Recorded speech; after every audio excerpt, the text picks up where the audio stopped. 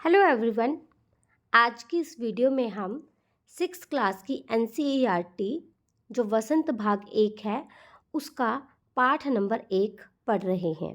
ठीक है, पाठ 1 है वह चिड़िया जो। ये जो है एक काव्य खंड है, ये जो है एक कविता है। ठीक है, काव्य खंड का मतलब क्या होता है? कविता है। और यह कविता किसके द्वारा लिखी गई है? यह लिखी गई है केदारनाथ अग्रवाल के द्वारा जो है लिखी गई है। चलो देखते हैं इस कविता में केदारनाथ अग्रवाल जी जो हैं वो क्या बताते हैं। वह चिड़िया जो।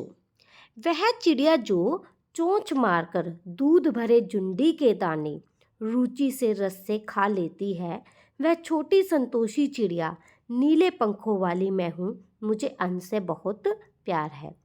इसमें जो कवि हैं, जो केदारनाथ अग्रवाल है, वो क्या कहते हैं कि वह चिड़िया जो, वो चिड़िया वो क्या करती है, वो चोंच मारकर जुंडी के दाने, जो जुंडी के दाने क्या होते हैं, वो जो ज्वार के जो दाने होते हैं जिनमें जो दूध भरा होता है, वो उनको बहुत खुश होकर जो है वो खा लेती है। वह छोटी संतोषी चिड़िया नीले पंखों वाली, और वो उनको खाकर जो है बहुत संतुष्ट महसूस करती है, और वो जो है नीले पंखों वाली है। मुझे अन्न से बहुत प्यार है, और उसको किससे बहुत प्यार है? उसको अनाज से जो है बहुत प्यार है, वो अनाज से जो है बहुत प्यार करती है। वह चिड़िया जो कंठ खोलकर बूढ़े वन बाबा की खातिर रस उड़ेल कर गा लेती है, वह छोटी मुंह बोली चिड़िया नीले पंखों वाली मैं हूँ, मुझे विजन से बहुत प्यार है।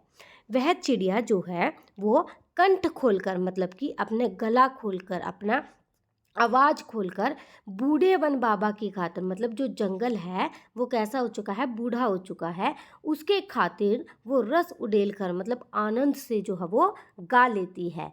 वह छोटी मुंह भोली चिड़िया नीले पंखों वाली मैं। वह चिड़िया कैसी है? छोटी है और मुंह बोली है और नीले पंखों वाली है, और मुझे विज़न से बहुत प्यार है। और जो उसको वहाँ का जो दृश्य है, विज़न मैंने जो वहाँ का जो दृश्य है, उससे उसको बहुत प्यार है।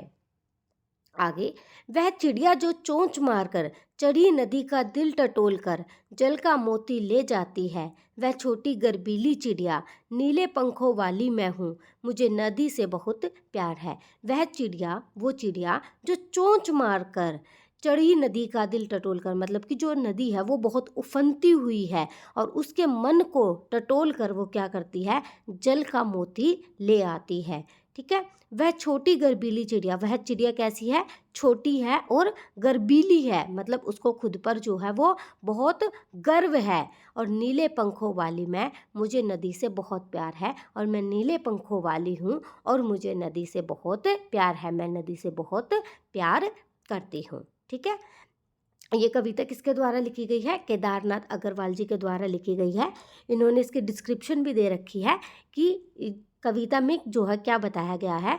कवि ने बताया है कि उसके स्वभाव में, कवि ने जो है खुद को चिड़िया बताया है कि उसके स्वभाव में जो है नीले पंखों वाली एक छोटी चिड़िया है, वह बहुत संतोषी, मतलब खुश है, संतुष्ट है, और उसे अन्न से बहुत प्यार है।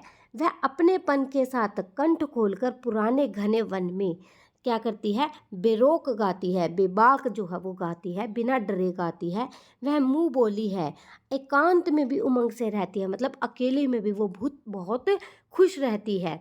वह उफनती नदी के विषय में जानकर भी जल की मोती सी बूंदों को चोंच में भर लाती है, मतलब उसको पता है कि वो नदी कैसी है? उफनती हुई है, और वो क्या करती है? जल को जो है मोती की तरह अपनी चोंच में भर लाती है। उसे स्वयं पर गर्व है, मतलब वो गर्बीली है ना, तो उसे स्वयं पर जो है खुद पर गर्व है। वह जो है साहसी है, उसे नदी से लगाव है। कवि ने अपने भीतर की कल्पित चिड़िया के माध्यम से मनुष्य के महत्वपूर्ण गुणों को क्या किया? यहाँ पर उजागर किया है। तो इस कविता में हमने क्या पढ़ा? इस कविता में जो जो इम्पोर्टेंट क्वेश्चन बनेंगे, इस कविता से रिलेटेड क्या क्या बनेंगे कि जो ये कविता है वह चिड़िया जो, वो किसके द्वारा लिखी गई है? वो लिखी गई है केदारनाथ अग्रवाल जी के द्वारा यह लिखी गई है।